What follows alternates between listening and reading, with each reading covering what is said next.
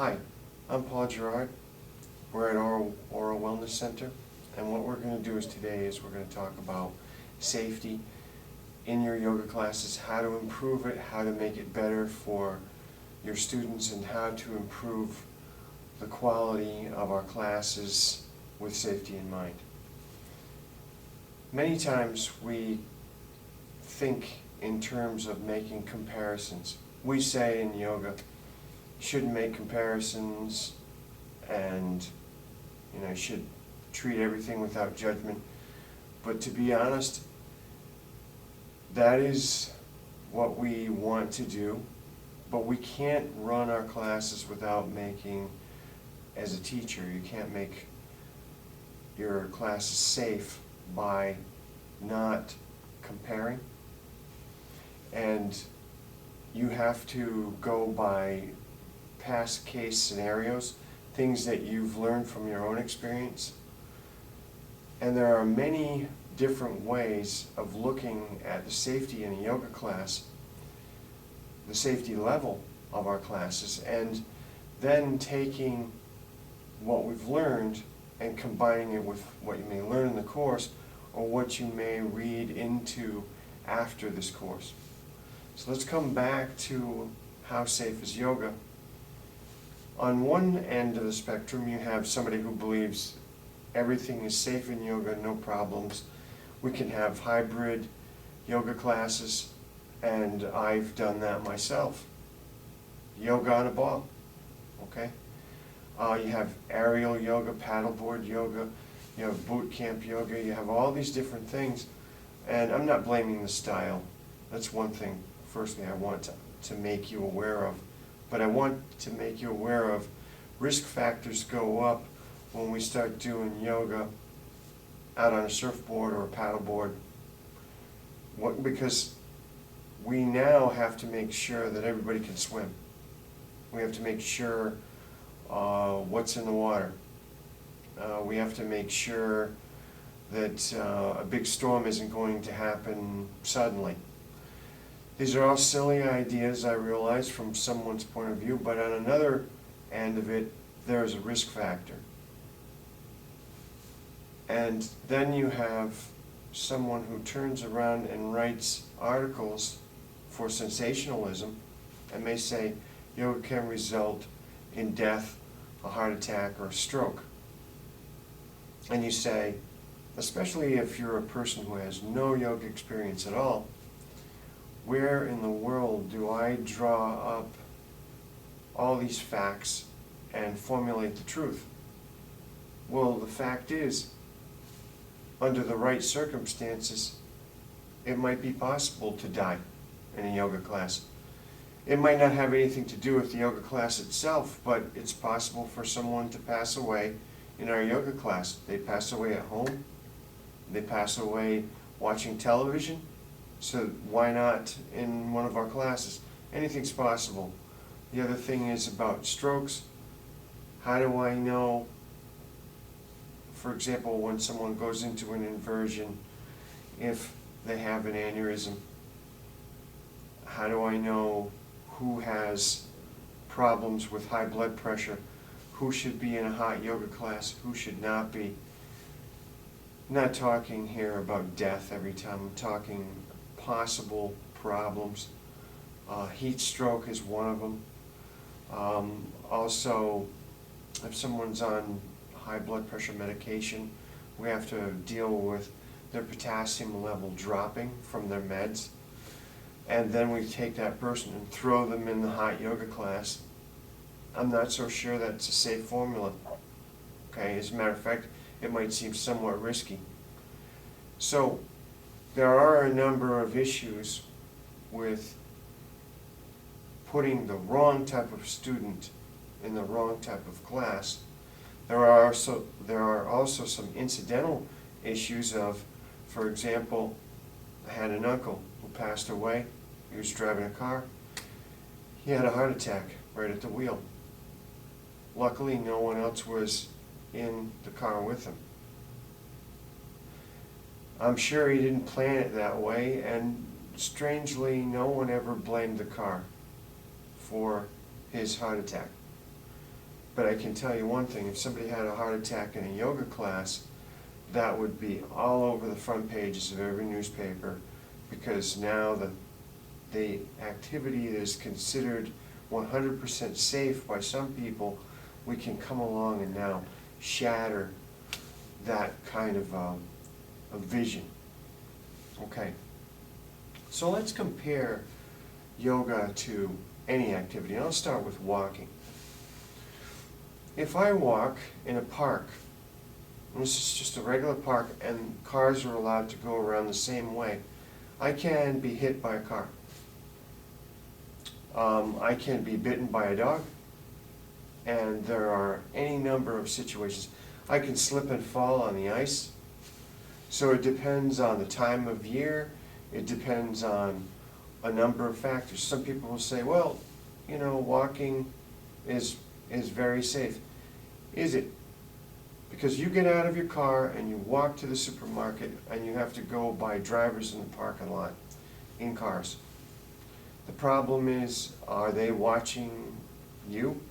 Do they see you walking behind their car? That may not be your fault, that may not be their fault, it may be a combination of the two. But the problem is, you have an activity that's perceived as relatively safe, yet people die walking all the time. Golf, we might say, well, golf would be a little bit more high risk. I can think of one reason why. Flying balls at high speed, and those golf balls, they really hurt if you get hit by one. I've never had the pleasure, but I can say this. I have been on a golf course and see a golf ball come by, go in front of a bunch of us, and then bounce off. And I would say it was about 6 feet in front of us. And, you know, if we were just a little faster that day, or that person had taken their shot a little slower, they would have hit one of us. The point is, any activity, including if you just decided you were going to stay home, sit at your couch, well, you know what they say about couch potatoes. One thing I can say is that you'll be waiting for death for a while before it finally overtakes you, but the point is, doing nothing still is risky. So there is no, as long as you're alive, there's always a risk of something. There's always a risk of some kind of a problem. So I hope here that I've helped erase some things where somebody might say, yoga is 100% safe, and also the people who say yoga is high risk, you can have a heart attack, you could have a stroke, you could die in a yoga class. That, most of us would agree, is pretty ridiculous, but there is a risk that someone could have bad circumstances happen to them in a yoga class. Believe me, we'll all find out when, because it'll be on the front page. Moving on. As far as accident prevention in a yoga class, I think it's fairly routine. Most of the time, what we try to do is keep everything so that the environment itself is pretty safe. Okay, if you have through the entrance way, through your door, some kind of a tile or ceramic or wood floor, and you decided to polish it just before all your students come through the door, you're going to make your surface a little bit more slippery. That's kind of silly, but that's just one idea about accident prevention. There are some things that most people don't realize when it comes to making a safe studio. I'll give you an example. See this rug? Now this is a rug that you might see, say for example, in a lot of hot yoga classes. You see them in other types of classes as well, but the point is, you would say, well, yeah, a rug is pretty safe. I mean, it should do the job and everything else. But here's a good example. There were some years back, we used to have a Tai Chi class that came in before the yoga class. You shouldn't see any problem there either, because you would think that most people would wear their shoes that are shoes for Tai Chi. I'm just saying, if I practice Tai Chi or practice Kung Fu, what I'm going to do is put on a pair for myself of wrestling shoes. Some people wear Kung Fu shoes, and that's fine. What happens sometimes is somebody does something completely different. We had somebody who was a machinist, and they had metal shavings on the bottom of their work shoes. They wore their work shoes into the class. They started working out on the rug before the yoga classes, and the metal shavings now are all over the rug. Okay, so that means I walk in for yoga class, I can get my feet cut on those metal shavings. Sounds silly, but these are the type of things you might run into as you're running a studio, or maybe you've already run into them. Creates a completely new policy where you're absolutely required to wear non-street shoes or go barefoot in the class, just like we do. Eventually what it came down to was Tai Chi people had to practice barefoot. Okay? And that stopped a lot of the problems. But see, these are things that you learn. And believe me, that day with the metal shavings, if you've ever tried to get metal shavings out of fabric, it's not an instantaneous process. It actually held up the yoga class that day. My point is that sometimes simple things can be solved. Unfortunately, it's a trial by fire. You learn something by something else that happens. How you could transfer metal shavings to a rug and not notice it when you're the person doing it, I have no idea, but it had to be me who spotted it in the next class, and that meant no students in the class until this rug is fixed.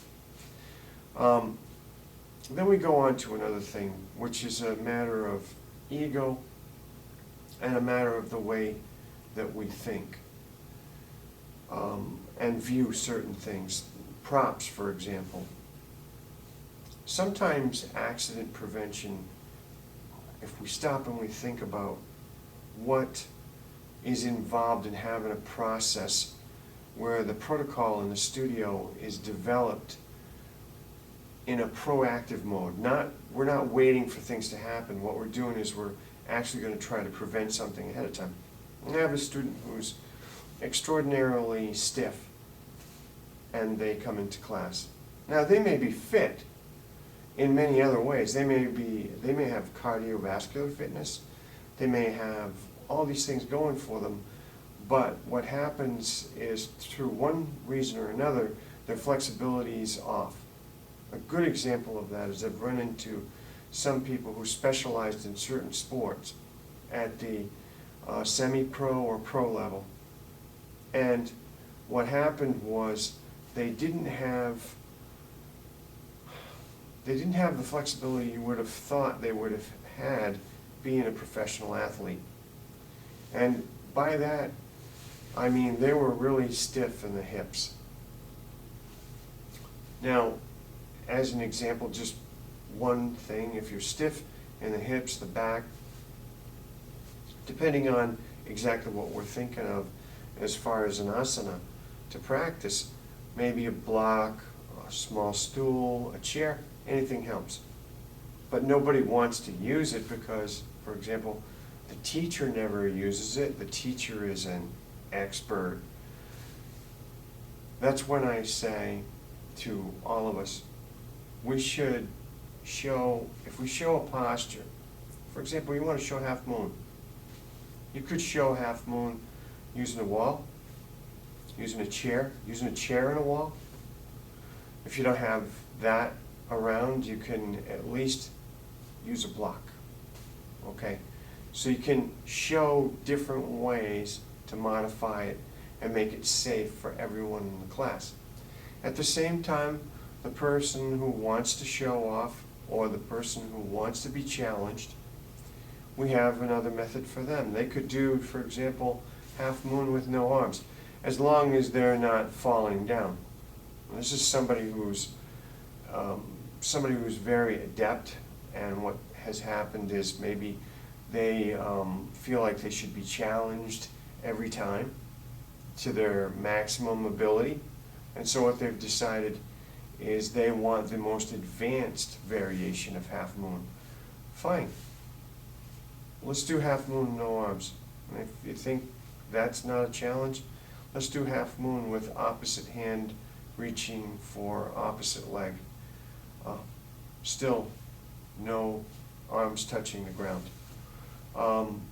There are many variations. I mean, after a while it becomes not a half moon at all, but the point is, you've made it so that that person who wants a challenge can experience the challenge, whether it's a mental or physical challenge, and at the same time, you've accommodated those students in your class who need to use props.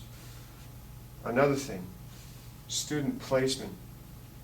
Maybe, for example, I don't mean to drop levels and say beginner, intermediate, expert, but we might look at it this way. When we think of asana practice, there are some people who shouldn't be pushed in over their head in a particular type of a class. Maybe, for example, they are stiff, so they've got some things going against them to start with. In yoga, why should they be in a class that's very, for example, very challenging physically when they have not managed to get down to some basic level of flexibility? The next thing we have is we have the accident-prone student. The accident-prone student might not necessarily always hurt themselves, but might hurt someone else too. This is the person who could fall over in your class doing just about anything. You can kind of see some people, the way they carry themselves. If somebody walks through in the middle of some kind of a conference or a meeting and they look like they're going to fall over, this is a person we want to move somewhere where they're away from. We don't want to put them in the very middle of the class and have them in close quarters. I don't want to have them in one of these classes where it's mat to mat and there's hardly any room in between and they're all like sardines in a row, and we've got this person who is going to cause an accident right in the middle. There are some accident-prone students, maybe depending on who it is, that they should be in a smaller class with more space, and maybe they should be in a beginner class to start with. So I'm not picking on a student who unfortunately somehow or another always manages to be an accident waiting to happen, but if you spot somebody like that, you want to keep them away from other people. Especially, I don't want them to be next to, say, another beginner who is really stiff to start with and has got a chance that a fall is going to hurt them pretty badly. Be next to this person who barely can walk without causing some risk to other people or themselves. Another thing I want to talk about is student admission procedure. And this has to do with the type of student I had just talked about before, which was the accident-prone student. But this is one thing that some studios make as a mistake. They, for example, when the class begins a new session, the studio doors to that class should be shut, and there shouldn't be any late admissions. You can say, that's kind of mean, I can't do that. Well, let me explain a few things. You get a student who shows up on a walk-in for the very first time. She's pregnant, doesn't tell you a word about it, and you don't find anything about it till after the class is over.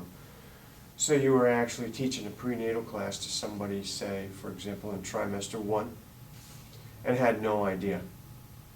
Okay, how would you like to have somebody, again, like that, who comes into your hot yoga class, and they are on high blood pressure medication and didn't say a word? There are a number of procedures that you want to set in place. And, for example, when we start to think about students and admitting them to our classes. Every student should be welcomed, but we should also realize that depending on the particular type of student, every student is a possible risk. No one looks at it that way. Most of the time what people do is they instead think, oh, everything's okay. Maybe, for example, I'm young, I'm a younger teacher. I'm not picking on younger teachers, but say I'm young and I've taught college students who are, for the most part, athletes. That is a completely different entity.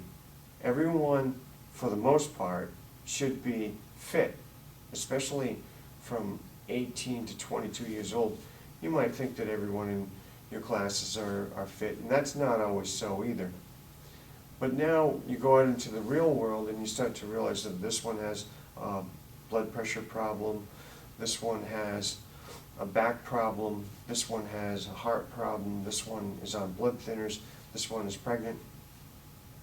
This can happen even on a college campus, but not so much as it would happen out in a class where you have a mix of people. Now you have people in their 20s, 30s, 40s, 50s, all in the same class, and you have different types of health problems or conditions.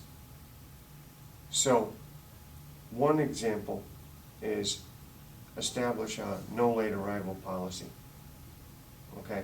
If somebody wants to come in and you've got somebody at the desk, they can admit them and at least get their information. They may be able to wait for another class that's going to happen later on.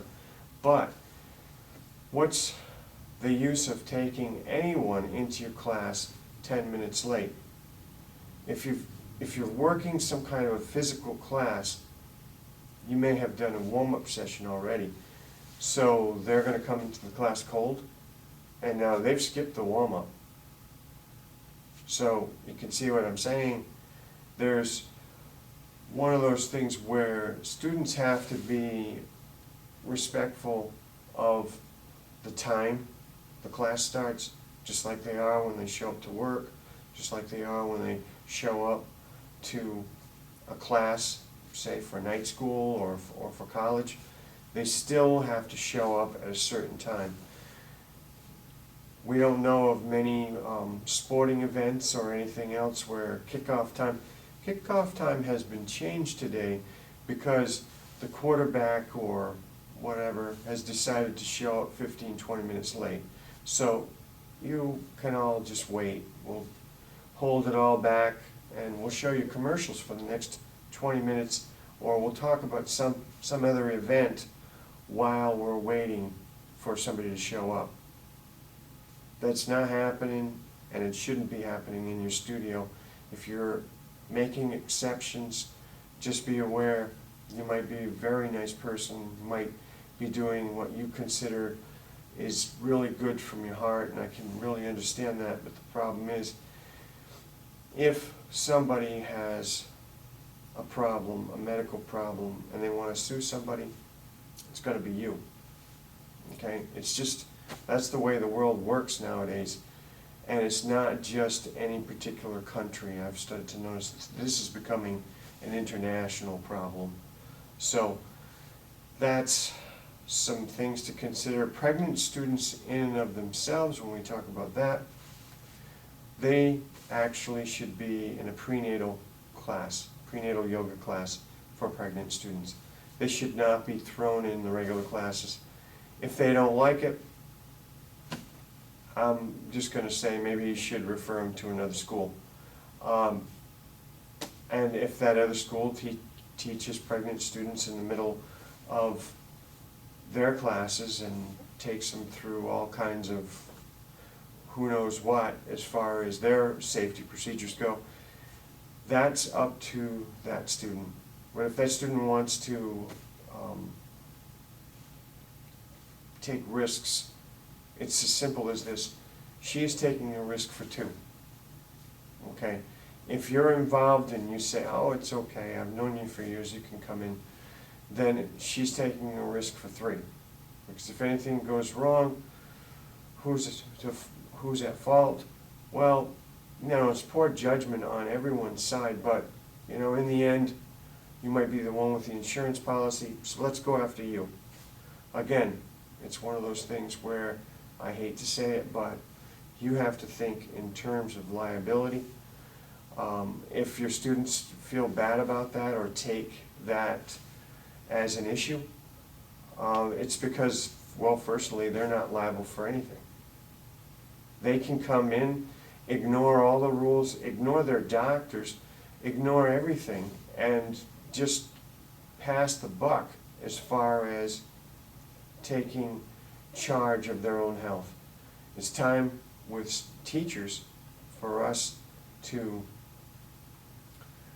go back to basics with our students and tell them, you're responsible for your own health. Okay? This is the issue, this is what we have that will accommodate you. If that doesn't accommodate you, then you're smarter to just refer them to somebody else. One other thing, too, this leads to another issue, which is student privacy. Depending on what country you come from, there may be some privacy laws, and it depends, some countries might not have a privacy law where somebody's medical condition is considered private and any other thing that's going on is considered private. So when do you give warnings? During the admission process. Okay? That's why we don't allow for late arrivals for new students, and really they should be discouraged for established students. When to give warnings? It's on that initial time. Now, if somehow something fell through the cracks and now the teacher suddenly looks and it says, I have a problem with my L5, it's a good time to pull that student aside after the class or before the class and say, can I talk to you just aside for a few minutes? Because maybe you don't know anything about what an L5 is. Okay? If you don't, that student probably shouldn't be in your class. Okay? Now, I would assume that everyone who's a yoga teacher does know what the lumbar 5 is. Here's the thing. If you have somebody who comes in with a problem, you can only help them as much as you know. You can't go and start creating something that you don't know.